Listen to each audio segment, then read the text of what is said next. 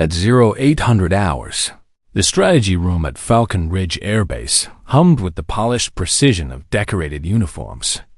Every officer had a story written across their chest in ribbons and medals that gleamed under harsh fluorescent lights. Brass insignia caught the morning light like polished blades, creating a symphony of silent hierarchy. But one figure stood out by trying not to stand out at all. Rebecca Martinez sat silently near the edge of the oak conference table, wedged between two flag officers who couldn't remember her name if their careers depended on it. No decorations adorned her chest. No ribbons told her story. Just a plain gray flight suit with Martinez stitched above the heart in fading black thread. Two junior lieutenants near the door nudged each other and whispered something that made them both grin. They were looking at her, of course. The coffee lady, the woman who used to fly. Colonel Jake Harrison stood at the head of the room like a king surveying his court. When his eyes landed on Rebecca, his voice carried the particular tone reserved for servants. "Martinez, you're here to take notes, not contribute." Laughter bubbled around the table like a shared inside joke. Rebecca didn't look up, but her fingers moved across the table in slow, looping motions invisible to most, but not meaningless to those who knew what to look for. The controlled lines of a combat maneuver only a handful of pilots had ever attempted, and fewer had survived. But no one was watching her closely enough to notice. She'd made herself forgettable on purpose. Outside, the clear California sky stretched endlessly through the tall windows. Inside, the briefing droned on about aerial exercises, joint missions, with allied forces and budget allocations that would determine who got to keep flying and who got grounded behind a desk. That's when the voice crackled through the intercom like a lightning strike. Emergency. Raptor 2 declaring in-flight emergency. Every conversation stopped. Coffee cups froze halfway to lips. The room's attention snapped to the overhead speakers as a tower controller's voice came through again, higher-pitched and laced with panic. "Control failure. Losing altitude fast." Colonel Harrison hesitated, his practiced confidence wavering for the first time that morning. Then another voice filled the room clear, calm, commanding. "Raptor 2, this is Ghost. Listen to my voice and only my voice." The silence that followed was deafening. Laughter died. Whispers vanished. Glances shifted like searchlights until every eye in the room found the woman in the gray flight suit, holding a coffee pot in her left hand. No one had heard that call sign spoken aloud in 7 years. Ghost was a legend, a myth someone you whispered about with reverence and awe. And she was sitting right there, pouring coffee like it was the most natural thing in the world. Rebecca Martinez used to live at the edge of sound, dancing through clouds in a machine built for war. Her call sign had been whispered with the kind of respect reserved for the untouchable. Now she moved through the world in silence, grounded not by gravity, but by politics and lies that had grown stronger than truth. She lived alone in a modest apartment on the far side of the base 2 rooms. Sparse furniture, everything functional and clean. Like she didn't plan to stay long, or maybe like she'd forgotten how to make a place feel like home. Each morning began the same way. Boots laced in military precision, hair pulled back tight, flight suit zipped to her chin. The name tag on her chest had faded over time. R. Martinez. No one ever asked what the R stood for, and she didn't offer. At 38, she had no husband, no children, and precious few who dared call her friend. 7 years ago, she'd landed a crippled fighter jet under enemy fire to save a medical evacuation team in Syria. She'd broken formation to do it, saved 8 lives, and lost everything that mattered to her. The after-action report, rewritten by someone with more rank and fewer scruples, had followed her like a curse. She was labeled unstable, reckless, emotionally unfit for combat duty. They didn't court-martial her. That would have required evidence and testimony that might have revealed inconvenient truths. Instead, They buried her under paperwork and silence, gave her a desk job, and hoped she'd quietly disappear. She didn't fight it, not because she agreed, but because someone needed her more than her pride did. Tommy Rodriguez had been her wingman and best friend since flight school. He'd been paralyzed in a training accident 6 months after her demotion. A coincidence. That felt too convenient to be accidental. She'd taken on his medical bills, his mortgage, his daughter's college fund. She worked double shifts, bartered favors, and sold her own service medals online to make up the difference. No commercial airline would touch her with that fabricated report in her file. No military contractor would read past her name. So she stayed on base, filed reports, refilled coffee dispensers, and kept her head down while younger pilots flew missions she could execute in her sleep. The others sometimes called her ghost as a cruel joke, not knowing the name had once meant something sacred in the aviation community. It didn't matter. She'd learned long ago that dignity wasn't something others gave you. It was something you held on to quietly when no one was watching. Every night, she stared at the photo on her nightstand, her and Tommy smiling, arms slung over each other's shoulders in front of their squadron's F-16. They looked young and fearless then, like they could take on the world and win. The eviction notice folded underneath the photo reminded her that time had a way of stealing both youth and fearlessness. But this morning was different. This morning, someone was about to fall from the sky, and for the first time in 7 years, Rebecca Martinez was the only person in the room who could bring them home safely. The legend wasn't dead after all. She'd just been waiting for someone to need saving. Falcon Ridge Air Base operated like a finely tuned machine built on silence and status. Every hallway echoed with the sharp percussion of polished boots, clipped commands, and the soft hum of politics dressed in military protocol. On paper, it was a center of excellence. Anyone paying attention knew it was actually a kingdom, and Colonel Jake Harrison wore the crown. Harrison had risen through the ranks with suspicious speed, too fast for someone with average flying skills and no real combat record. His gift wasn't piloting. It was appropriating credit before others could claim it. The walls of his corner office displayed awards he hadn't earned and commendations for strategies that came from minds like Rebecca's. He surrounded himself with officers who looked like him, talked like him, and thought like him, clean-cut, confident men who echoed his opinions and laughed at his jokes on cue. The few women who made it past the first layer of command rarely lasted long unless they mastered the art of staying quiet and keeping coffee cups filled. The power dynamic was visible in every meeting. Men in pressed uniforms claimed the center. Seats, while women, when present, hovered along the edges like footnotes in someone else's story. Rebecca always sat in the corner, near the exit, near the coffee station, close enough to serve, far enough to ignore. Harrison had perfected the art of demeaning others without raising his voice. He'd smile as he dismissed suggestions, calling them cute or too emotional, then repeat identical ideas minutes later as his own brilliant insights. Nobody called him out. Too many careers depended on staying in his good graces. He'd built an environment where ambition thrived only when packaged in absolute conformity. Any deviation, especially from someone like Rebecca, was labeled a threat to unit cohesion. Her service record had become a useful cautionary tale.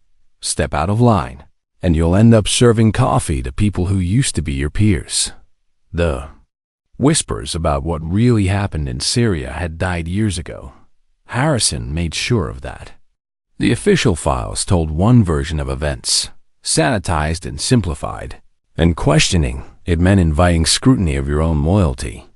He kept the most damaging document locked in his desk drawer, a single-page psychological evaluation branding Rebecca as unstable, emotionally unfit, and dangerous to serve alongside. He'd written it himself, backdated it to before the mission, then watched her reputation crumble under carefully constructed lies. Every morning, he stood at the front of briefing rooms talking about discipline, chain of command, and excellence. The irony was lost on most, and those who noticed stayed quiet, just like Rebecca. But Harrison had made one crucial mistake in his 7-year campaign to erase her. He'd underestimated how much she remembered, how clearly she still thought, and how many people still believed in the legend of Ghost. The auditorium was packed with over 200 personnel sitting in neat rows, their attention fixed on the podium where Colonel Harrison stood with the unshakable confidence of a man who'd never been publicly questioned. Rebecca sat near the back, close to the audio-visual equipment she'd set up herself, blending into shadows as she always did. She'd built the presentation they were about to watch, hours of meticulous work, precision graphics, data carefully curated from years of flight logs and real-world combat scenarios. But Harrison hadn't asked her to present it. He hadn't even acknowledged her work. Instead, he walked to center stage and introduced the topic like it had sprung fully formed from his own tactical genius. Today, he announced with theatrical gravity, we're going to examine what happens when emotion overrides protocol. A few people chuckled, not understanding what was coming. Rebecca's blood turned to ice water as the screen behind him illuminated with grainy combat footage. The timestamp read, Syria Operation Sandstorm. Her heart hammered against her ribs. As the video showed a fighter jet breaking formation, the pilot chasing enemy aircraft without authorization, spiraling into a dogfight alone against impossible odds. The audio was stripped away. The context erased. No radio communications. No sign of the medical transport she'd risked everything to protect. Just a jet disobeying direct orders. Harrison clicked to the next frame. The aircraft took multiple hits, smoke pouring from a damaged wing. He paused the video and turned to the audience with a predatory smile. This, he said, letting the word hang in the air like an accusation, is what happens when pilots act on emotion instead of training. The room was silent, riveted. He wasn't done. The pilot abandoned her wingman and endangered the entire mission for a moment of glory. His eyes found Rebecca in the darkness and held them. Stand up, Martinez. Show them what happens to pilots who can't control themselves. The words hit like physical blows. Rebecca rose slowly, every eye in the auditorium turning toward her, some curious, some confused, others hungry for spectacle. She didn't speak. What was there to say? The lie had been told so many times it had calcified into accepted truth. The shame wasn't in the fabrication. She'd lived with that for 7 years. The shame was knowing how many would believe it without question. The truth didn't matter when the wrong person controlled the narrative. Harrison stood tall, feeding off the moment, using her as a living cautionary tale for 200 military personnel. And still, Rebecca stood straighter. She didn't shrink, didn't look away, didn't give him the satisfaction of seeing her break. Her dignity was all she had left, and even Colonel Jake Harrison couldn't take that away. Not this time. Not ever. But as she stood there, enduring the public humiliation, Rebecca had no idea that everything was about to change. High above the base, Raptor 2 was about to experience catastrophic system failure. And the only person in that auditorium with the skills to save the pilot was the woman Harrison was using as an example of failure. Sometimes, justice doesn't come from courts or commanders. Sometimes it falls from the sky at 300 miles per hour, demanding that legends remember who they really are. The words had barely escaped Harrison's mouth when the alarm shattered the auditorium's carefully constructed tension. A shrill, urgent tone sliced through the air like a blade, followed by the rapid-fire voice of the tower controller crackling through the overhead speakers. Emergency. Raptor 2 declaring in-flight emergency. Flight controls not responding. Altitude dropping fast. The screen behind Harrison flickered and changed, replacing his propaganda with live telemetry data. A red dot spiraled downward on the radar display, tracing a path that made experienced pilots suck in sharp breaths. Gasps erupted across the auditorium as the crowd lurched to their feet. Harrison spun back to the console, barking orders for details, but the escalating panic in the controller's voice made it clear they were running out of time and options. The pilot was going down, and no one seemed to know how to stop it. Rebecca didn't think. 7 years of enforced silence vanished in an instant as muscle memory and instinct buried deep in her bones took control. She slipped past the edge of the crowd toward the secondary communications station at the back of the room. No one stopped her. No one even noticed until her hand grabbed the headset and her voice cut through the chaos like a sword through silk. Raptor 2, this is Ghost. Listen to my voice and only my voice. The auditorium froze. 200 people turned as one, stunned, trying to process what they just heard. Harrison stared at her like he'd seen an actual ghost, and in a way, he had. The call sign hadn't been spoken aloud in 7 years, but it still carried power, the kind that made veteran pilots stand at attention without conscious thought. The young pilot's voice cracked over the communication system, raw with panic and confusion. Then something else broke through recognition. Ghost? Captain Martinez? A response came without hesitation, steady as granite. That's right, son. You're in a deep stall. Do not eject. Throttle to idle. Stick forward. Rudder opposite the direction of spin. The telemetry display shifted. The red dot's descent slowed, then steadied. Collective breath returned to the room, but no one dared speak. Harrison stepped forward, his face flushed with fury, but General Amanda Foster held up a commanding hand. Let her finish, Foster ordered in a tone that brooked no argument. Rebecca's voice remained calm, professional, carrying the authority of someone who'd guided dozens of pilots through impossible situations. She talked the young aviator through the recovery maneuver like she'd done it 1,000 times, which she had, in training, in combat, in nightmares that still woke her. At 3 a.m., feel the nose drop. Let it fall. Trust the physics of flight. Easy pressure back when you feel the aircraft catch the air.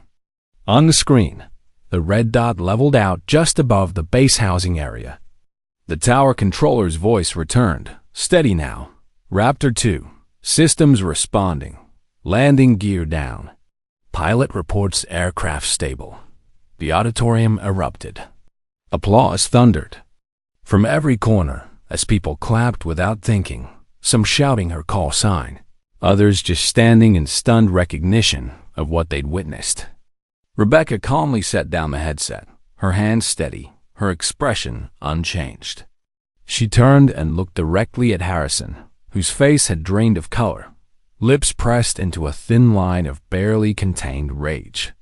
She didn't say a word. She didn't need to. The room had already spoken for her with deafening clarity. The legend was real. Ghost had returned, and she just saved a life in front of every person who'd been told she didn't belong in the sky. But Rebecca knew Harrison wouldn't let this moment stand unchallenged. Men like him didn't forgive public humiliation, especially when it came from someone they'd worked so hard to destroy. As the applause continued to wash over her, she was already calculating his next move. She'd won this battle by instinct and skill. The war for her reputation was just beginning. 3 hours later, Rebecca found herself in the base's detention facility, a sterile concrete box with a single bench and fluorescent lights that never dimmed. The charges were as predictable as they were fabricated. Insubordination, interfering with command authority, unauthorized use of communications equipment. Harrison had moved fast, leveraging his network of loyal officers to spin the narrative. Yes, she'd helped save the pilot, but she'd violated the chain of command to do it. She was a rogue operator, exactly the kind of unstable personality her psychological evaluation had warned against. The cell was cold, but not from temperature. The stillness pressed against her from every direction, carrying the weight of 7 years' worth of suppressed memories and buried dreams. Rebecca sat with her back straight, eyes focused on a point somewhere beyond the walls, trying to slow her racing heart. She hadn't slept since they brought her in. Every time she closed her eyes, she heard her call sign echoing through that auditorium, felt the familiar rush of solving an impossible problem in real time, remembered what it was like to be essential instead of invisible. Just before dawn, a guard slid an envelope under the door without explanation. Her name was written across the front in careful, script feminine handwriting that didn't belong to anyone in Harrison's inner circle. Rebecca waited a full minute before picking it up, turning it over in her hands like it might contain either salvation or destruction. Inside was a photograph that took several seconds to register. A girl, maybe 12 years old, standing beside a T-6 trainer aircraft with a smile that could power the entire base. The child wore a flight jacket covered in patches, but one stood out, a hand-stitched insignia showing a stylized fighter jet wreathed in clouds. The ghost emblem, drawn by young hands and sewn with obvious care. The letter was brief, signed by Major Elena Rodriguez. She lived because of you. My daughter wants to be a pilot. She wants to be like the woman who flew through fire to bring her mother home. She doesn't know what medals you lost or what lies were written about you. She just knows you didn't leave us behind. Rebecca pressed the photograph against her chest as the silence in the cell transformed into something warmer. She wasn't empty anymore. For the first time in 7 years, she remembered the faces of the people in that medical transport, terrified. Wounded, fragile human beings who trusted her to get them home. She'd chosen them over protocol, over career, over everything she'd worked to build. The cost had been devastating. Her wings, her reputation, her future. But sitting in that cell, with proof that her sacrifice had mattered, it finally felt worth every lost star on her collar.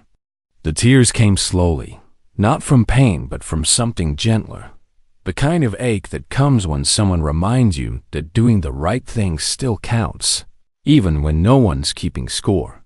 Rebecca looked through the bars toward the lightning sky. She'd forgotten where she belonged, but maybe that wasn't the right question anymore. Maybe the question was who still needed her. Now, for the first time in years, she had an answer. The cell door opened without warning the next morning. 2 officers stepped inside, not MPs, not base security. One wore the sharp lines of a French Air Force uniform. The other was General Amanda Foster herself, her silver hair pulled back in a regulation bun that couldn't quite contain her obvious frustration. Rebecca stood without being told. 7 years of taking coffee orders hadn't erased 3 decades of military bearing. The French officer introduced himself as Commandant Lucien Morrow, his accent making every word sound more significant than it probably was. But when he spoke about accessing unedited mission files from Syria through back channels and allies who still value truth over politics, Rebecca understood this wasn't a social call. "They call you Ghost among our pilots," Morrow said, his voice carrying genuine respect. Not as a nickname, as a title. The woman who danced with death to protect the innocent. 3 confirmed kills. 5 enemy aircraft routed. 1 fighter brought home in pieces, but never abandoned. Rebecca remained silent, but something inside her chest loosened for the first time in years. General Foster stepped forward and placed a manila folder on the bench beside her. "There's something called challenge protocol," she explained, her tone suggesting she was revealing classified information. It's a rarely used provision in joint military agreements. When an officer's competence is questioned without due process, they may demand trial by skill. The folder contained details that made Rebecca's pulse quicken despite her best efforts to remain calm. 4 of the base's top pilots. Public trial in the sky. Dogfight scenarios judged on precision, control, and tactical excellence. Winner takes all, either complete vindication or permanent disgrace. If you win, Foster continued, your name gets cleared, your rank restored, your service record corrected. The Air Force issues a formal apology, and you get your choice of assignment. And if I lose, you disappear. No appeals, no second chances. One final test of whether the legend matches the reality. Rebecca sat back slowly, her fingers brushing the edge of the folder. The weight felt familiar, like flight manuals she'd studied in younger days when the sky belonged to her instead of haunting her dreams. She thought about Elena standing beside that trainer aircraft, about Tommy Rodriguez fighting to walk again, about 7 years of pouring coffee for people who'd forgotten her name, about Harrison's smug face as he'd used her as a cautionary tale. The choice was hers, they said. No pressure, no expectations. Just one woman deciding whether to fight for something that had been stolen from her or accept that some losses were permanent. Rebecca nodded once, clear and controlled. She would fly again, not to prove anything to Harrison or the Air Force, but to reclaim what belonged to her. The sky had never stopped calling her name. It was time to answer. The hearing convened. In a secure conference room with no media presence, no rank insignia displayed, no cameras recording for posterity. Just truth waiting to be unburied from 7 years' worth of carefully constructed lies. General Foster opened the proceedings with a warning that sent ripples of tension through the assembled officers. What they were about to see would challenge everything they thought they knew about the Syria incident. The first evidence hit like a physical blow. Satellite footage from the mission, recovered from encrypted Defense Department archives, time-stamped and brutal in its clarity. 8 enemy fighters pursuing a slow-moving medical transport. 1 Allied aircraft intercepting alone, against impossible odds. The angles told the real story, the maneuvers, the calculated risks. 3 enemy kills confirmed, 5 more driven off, all executed to shield the lives inside that vulnerable transport aircraft. Then came the damage assessment.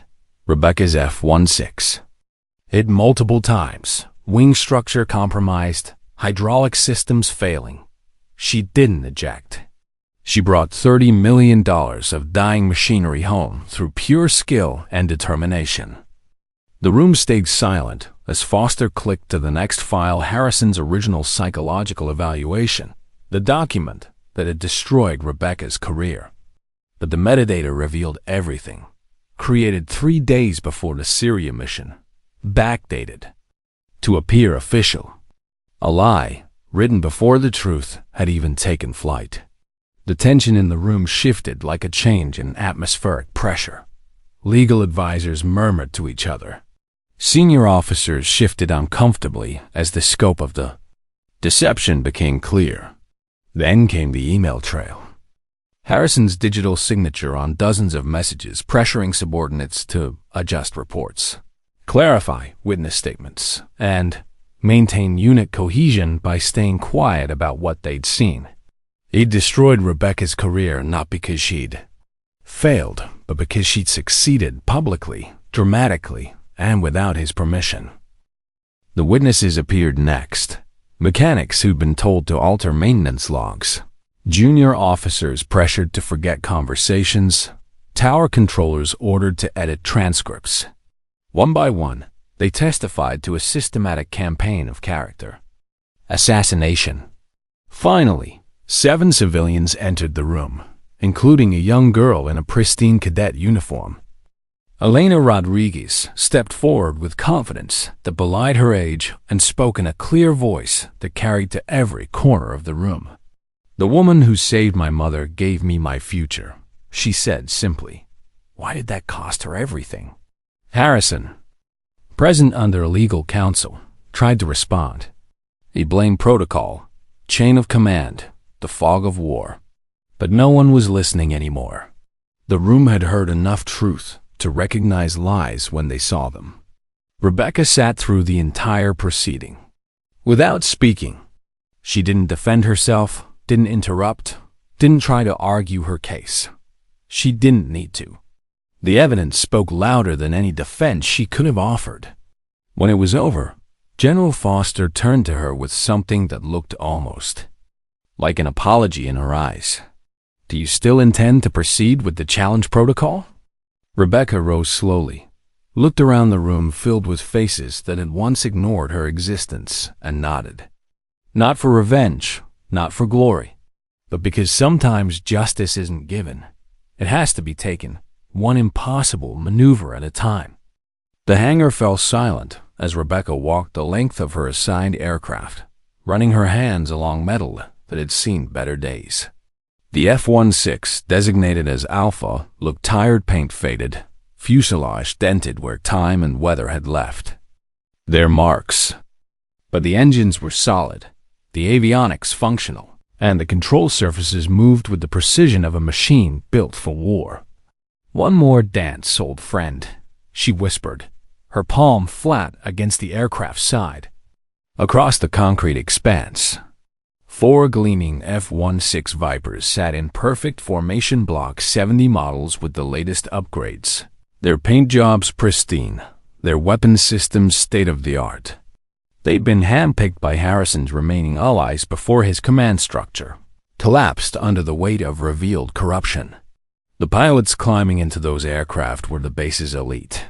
Captain Jason Reeves, Major David Park, Captain Michelle Torres, and Lieutenant Colonel Brett Mason. Combined, they had over 60 years of flying experience and enough swagger to fuel a small war. Rebecca had trained 3 of them. Word of the challenge had spread through unofficial channels despite attempts to keep it classified. By sunrise, crowds had gathered along the flight line, pilots, crew chiefs, civilians, even a few reporters who'd somehow gotten wind of the story. Everyone wanted to witness what the younger airmen were already calling the trial of the century. General Foster appeared at Rebecca's shoulder as she completed her pre-flight inspection. "You know they're going to come at you hard," she said. Quietly, Mason especially. "He's got a personal stake in this." Rebecca nodded. Mason had been Harrison's chosen successor, the golden boy who'd inherited command of the squadron that should have been hers. He flew with technical precision, but without the instinctive understanding that separated good pilots from legends. "The rules are simple," Foster continued. "Simulated dogfights scored on maneuvering, tactical superiority, weapons lock, and evasion. First pilot to achieve 3 confirmed kills wins. One-on-one, no breaks, no technological advantages beyond what your aircraft can provide. And if I lose, then Harrison's version of events becomes the official record, and you disappear into whatever hole the Air Force digs for pilots who couldn't let go." Rebecca climbed into her cockpit without ceremony. No speeches, no dramatic gestures, just a woman strapping herself into a machine that had once been as natural as breathing. The ground crew watched with something approaching reverence. They'd heard enough whispers yesterday to believe in second chances. The engine spooled up with a familiar whine that vibrated through her bones. Rebecca closed her eyes for just a moment, feeling the aircraft become an extension of her will. When she opened them again, the woman who'd spent 7 years serving coffee was gone. Ghost was back. High above Falcon Ridge, the sky was about to remember why legends never really die. They just wait for someone to need saving. The first Challenger came in fast and confident, diving at Rebecca with textbook aggression that looked impressive from the ground. Captain Reeves was young, hungry, and fully convinced that 7 years behind a desk had dulled whatever edge she'd once possessed. He was wrong. Rebecca let him close the distance, her aircraft seeming to lumber through the air like a tired old horse. At the last possible second, she dropped beneath him, using the sun's glare to blind his targeting systems while rolling into a spiral that defied several laws of physics. By the time Reeves realized what had happened, she had weapon. "Lock. First kill." The crowd below erupted in scattered cheers. but Rebecca was already scanning for the next threat. Major Park approached with more caution, trying to bait her into a high-speed climb that would favor his newer engines. She played along, letting him think he had the altitude advantage. Then she executed a maneuver so old it wasn't in any current. Training manual, a vertical scissors that flipped her position from pursued to pursuer in less than 3 seconds. Second kill confirmed. Captain Torres proved more challenging, dancing along thermal currents and using the mountainous terrain to mask her approach. For 10 minutes, they circled each other like aerial sharks, each testing the other's limits. Rebecca waited. Patience had always been her greatest weapon, and Torres was young enough to make the first mistake. When it came a split-second hesitation during a high G turn, Rebecca was ready. Third kill. The crowd was on its feet now. Lieutenant Colonel Mason hovered above the battlefield, watching, calculating, refusing to engage until he understood exactly what he was facing. He'd studied her old flight records, analyzed her tactics, prepared for everything except the possibility that legends might improve with age. When he finally dove, it wasn't with the reckless aggression of the others. Mason fought like a chess master, every move calculated 3 steps ahead. For 20 minutes, they traded advantages, neither able to gain decisive position. Rebecca felt her aircraft protesting, systems strained beyond design limits. Mason had the better plane, the newer technology, the tactical advantage of youth. But she had something he'd never possessed, the absolute certainty that some things were worth risking everything to protect. She cut power for 1 breathless second, dropping like a stone while Mason overshot. Then she surged upward, engines, screaming, and locked onto his aircraft before his sensors could recalibrate. Combat complete, came the judge's signal. Ghost, 4 kills confirmed. Rebecca's voice crackled over the communication system, calm as morning coffee. Mission accomplished. Returning to base. When she touched down, the base exploded in applause that could be heard for miles. But she didn't raise her fists in victory, didn't bask in the crowd's adulation. She simply removed her helmet, climbed out of the cockpit, and looked up at the sky that had never truly forgotten her name. Justice hadn't been given. It had been flown for one impossible maneuver at a time. By noon, the paperwork was signed, sealed, and distributed through official channels that reached the highest levels of military command. The tribunal had ruled unanimously. Rebecca Martinez was to be reinstated at full rank, her service record corrected, and 7 years of back pay awarded with interest. The formal apology came directly from the Air Force's top brass, read aloud in front of the assembled base personnel, and broadcast beyond Falcon Ridge's gates. The words were measured and carefully crafted, but the moment felt genuine, a branch of the military admitting it had been wrong and making amends the only way institutions know how. General Foster stepped to the podium as the applause died down. Lieutenant Colonel Martinez, she announced, using Rebecca's restored rank for the first time in 7 years. The Air Force offers you command of any squadron of your choosing. Effective immediately. The crowd leaned forward expectantly. Squadron command was what every career pilot dreamed of, the chance to lead, to shape the next generation, to leave a lasting mark on the service. Rebecca stood at attention, accepting not just vindication, but recognition that her skills hadn't diminished during the years of exile. Then she did something no one expected. She declined. "Thank you, General, but I have a different request." Her voice carried across the silent gathering. "I'd like to serve as senior flight instructor specifically, assigned to work with cadets and junior officers who might otherwise be overlooked." The pause that followed was electric with surprise. Here was a woman who could have claimed any position in the Air Force, choosing instead to teach the forgotten and underestimated. "There are pilots in this room," Rebecca continued, "who don't fit the traditional mold, who come from backgrounds that don't match the recruiting posters. who might have different perspectives on what it means to serve. Her eyes found Elena Rodriguez in the crowd. They deserve someone who understands what it's like to be invisible until the moment you can't be. General Foster nodded slowly, understanding passing between them.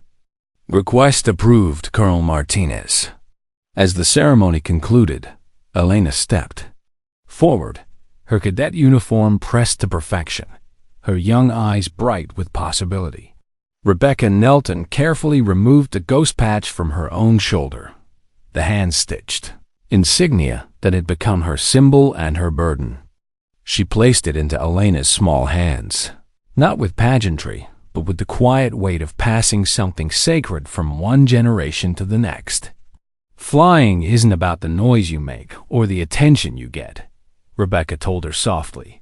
It's about choices, the ones you make when no one's watching, the ones that save lives even if they cost you everything you thought you wanted. Elena nodded solemnly, understanding more than her age should have allowed. The world changed once because of what you're willing to risk for others, Rebecca continued. Now it's your turn to decide what kind of pilot you want to be. Over the following weeks, Rebecca moved into a new office adjacent to the flight hangars, not large, not luxurious, but hers. A place where young pilots who didn't fit the standard profile came to learn how to fly with heart as well as skill. She worked with the misfits, the quiet ones, the cadets passed over for louder voices and more traditional backgrounds. She gave them space to be bold, to make mistakes, to discover that technical perfection meant nothing without the wisdom to know when rules should be broken. One by one, they began to believe not just in their ability to fly, but in their right to claim the sky. Some said she could have commanded an entire wing. Others whispered that she'd thrown away real power. But those closest to Rebecca knew better. She'd chosen to build something that had never existed before, a legacy that multiplied instead of diminishing with time. Each morning before the cadets arrived, she walked the flight line like a ritual, greeting each aircraft like an old friend. The sky still welcomed her, but now it welcomed others because of her influence. She kept only one decoration in her new office, the photograph of Elena beside the T6 trainer, and behind it, folded carefully, the letter that had reminded her who she really was. Justice had come not with handcuffs or headlines, but with truth, purpose, and a patch passed from one pilot's hands to another, quietly, powerfully, forever. Colonel Jake Harrison's office stood empty now, stripped of the awards and commendations that had once defined his carefully constructed identity. Files were gone, personal effects packed in regulation cardboard boxes. The nameplate had been removed from the door, leaving only clean spots on the wood where brass letters used to gleam. He sat behind the bare desk that had once given him control over careers and destinies, staring at a single piece of paper folded neatly in the center of the polished surface. Rebecca had left it there herself. No intermediaries, no official channels, just a woman walking into her former tormentor's empty kingdom to deliver a final message. Harrison unfolded the note with trembling fingers. Her handwriting was precise, economical, like everything else about her. Jake, I forgive you for what you tried to take. Can you forgive yourself for what you became? The sky remembers everything. Choose better next time. R. He read it twice, then again, each pass slower than the last. The words didn't burn with accusation or sting with revenge. They settled into him like weight, carrying a different kind of judgment, the kind that came from within instead of from courts or tribunals. Outside his window, the sound of jet engines echoed across the base. Not his aircraft anymore, not his command. Rebecca stood beside a group of young pilots near the flight line, their postures sharp but nervous, eyes wide with the particular hunger that came with learning to touch the sky. She didn't say much to them, just handed out flight plans and nodded toward the open expanse above. They followed her without hesitation, trusting someone who understood what it meant to fall from grace and find a way to rise again. Harrison watched her walk toward the simulator building with Elena Rodriguez, the girl who'd spoken so clearly at the hearing about futures and second chances. Rebecca's expression held no trace of bitterness, no shadow of the 7 years he'd stolen from her. Just calm and something deeper, a kind of peace that had to be earned through sacrifice. The investigation into his conduct would continue for months. Other careers would fall, other lies would be exposed, other victims of his system would find their voices. But Rebecca had already moved beyond the need for his destruction. She was building something new while he sat in the ruins of everything he thought mattered. Behind her, young pilots were learning to trust the sky. Ahead of her, Elena Rodriguez was taking her first steps toward becoming the pilot she'd dreamed of being since childhood. Around her, the legend of Ghost was transforming from myth into mentorship. Harrison folded the note carefully and slipped it into his jacket pocket. Tomorrow, he would clean out his quarters and disappear into whatever civilian life awaited disgraced colonels. But tonight, he would sit in this empty office and try to remember when he'd stopped being the kind of officer who deserved to wear the uniform. 6 months later, Falcon Ridge Air Base hummed with a different energy. The hierarchies still existed. The protocols remained intact, but something fundamental had shifted in the culture, a recognition that excellence came in forms that couldn't always be measured by traditional metrics. Rebecca stood at the edge of the flight line as the sun painted the horizon in shades of gold and crimson. Her students, she'd stopped thinking of them as cadets weeks ago, were performing their final training exercises before graduation. Elena Rodriguez banked her T6 trainer through a series of maneuvers that would have impressed pilots twice her age. "She's ready," said Major Angela Torres, Elena's mother, joining Rebecca at the observation point. Angela wore her flight surgeon's insignia with quiet pride, but today she was just a mother watching her daughter reach for the sky. "She's been ready since the day she decided who she wanted to become," Rebecca replied, tracking Elena's aircraft through a textbook-perfect barrel roll. "I just gave her permission to believe it." The past 6 months had transformed more than just Rebecca's career. Her unconventional teaching methods, emphasizing instinct alongside technical precision, encouraging students to question assumptions while respecting necessary rules, had produced a graduating class unlike any in the base's history. Marcus Johnson, a kid from Detroit who'd grown up believing the Air Force wasn't for people like him, had developed into one of the most naturally gifted pilots Rebecca had ever trained. Katie Walsh, who'd been written off as too emotional by previous instructors, possessed an intuitive understanding of aircraft systems that bordered on telepathic. David Chun, whose quiet demeanor had been mistaken for lack of confidence, could execute emergency procedures with a calm that reminded Rebecca of herself at that age. Maria Santos had overcome a stutter that disappeared entirely when she was behind the controls of an aircraft. Each of them carried something different into the cockpit perspectives shaped by backgrounds that didn't match the recruiting posters. Experiences that traditional training programs often tried to smooth away rather than cultivate. "Colonel Martinez," came a voice behind her. General Foster approached with a file folder that looked official enough to change lives. "The Pentagon wants to expand your program. 6 more bases, full funding, curriculum development for the entire Air Force." Rebecca accepted the folder, but didn't open it immediately. "And if I say no?" "Then you say no. But you should know your graduation statistics are remarkable. 97% completion rate, highest test scores in the service, and every single one of your students is requesting combat assignments." Foster paused, studying Rebecca's expression. "You're not just training pilots. You're changing how we think about who gets to defend this country." Elena's T6 touched down with the gentle precision of someone who understood that landing was just another form of flying. As she taxied toward the hangar, Rebecca could see the girl's smile through the canopy, pure joy at having danced with. Physics and one.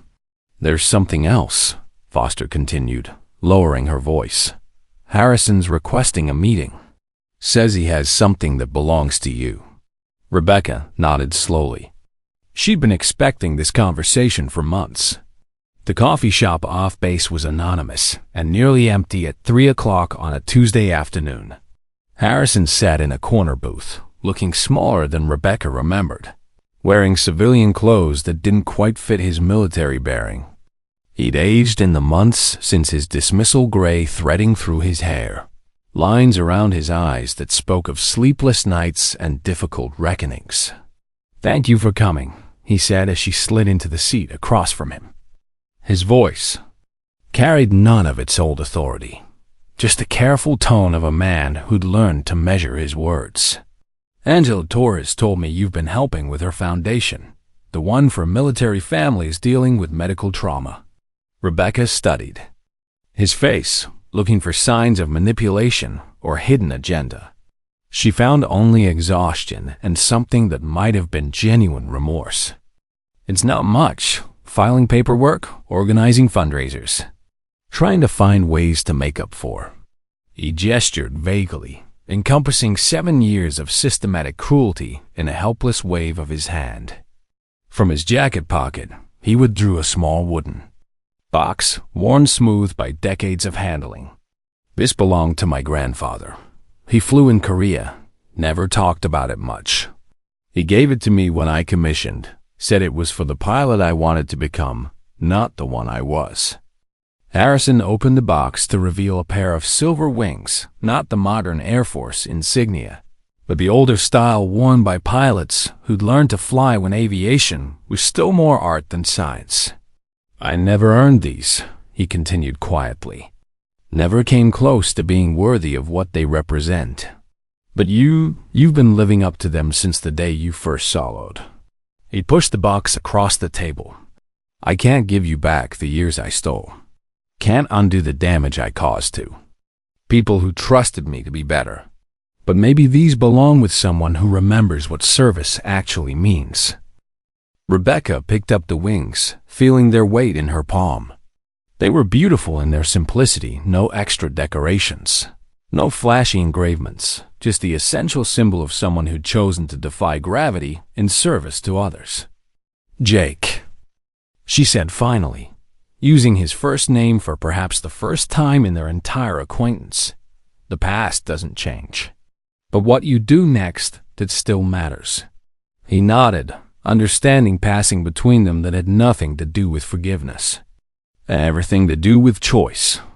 As Rebecca walked back to her car, she could feel the weight of the silver wings in her pocket. Tomorrow she would place them on her desk beside Elena's photograph, not as a trophy, but as a reminder that legacy wasn't about the rank you achieved or the power you accumulated. It was about the people you lifted up when you had the chance to make a difference. High above Falcon Ridge, another group of student pilots was learning to trust the sky. And somewhere in the clouds, the legend of Ghost continued to grow, not as a story about falling from grace, but as proof that sometimes the most important battles are won not through combat, but through the quiet courage to help others find their wings. The sky remembers everything, but it also forgives those wise enough to choose redemption over revenge, and strong enough to transform their pain into purpose. Some stories end with justice served. The best ones end with justice multiplied, passed from hand to hand like a sacred trust until the world becomes a little more worthy of the people brave enough to defend it. If you enjoyed this story, don't forget to hit the subscribe button and become a part of our Everyday Life Stories community. Where are you watching from? Drop a comment below. We love hearing from our amazing viewers around the world.